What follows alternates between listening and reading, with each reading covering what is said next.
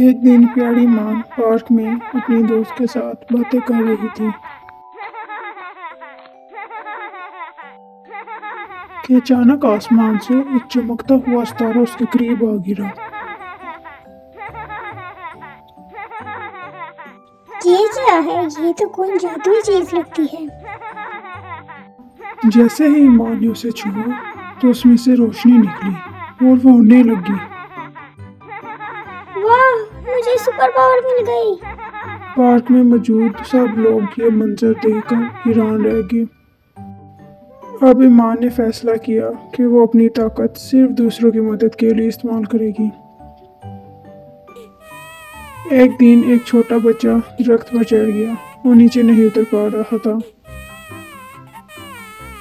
Park में मौजूद सब लोग देख रहे थे लेकिन कोई उसकी मदद न कर सका। मदद, मदद, मैं फंस गया हूँ।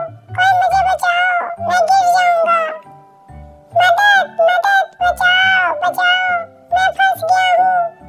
बच्चा बुरी तरह रो रहा था लेकिन कोई भी उसकी मदद न कर पाया।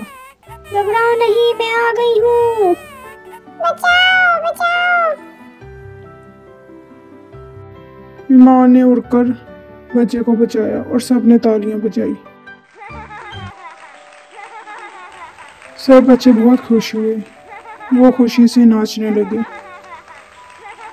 सच्ची ताकत वही है जो दूसरों की मदद में काम आए।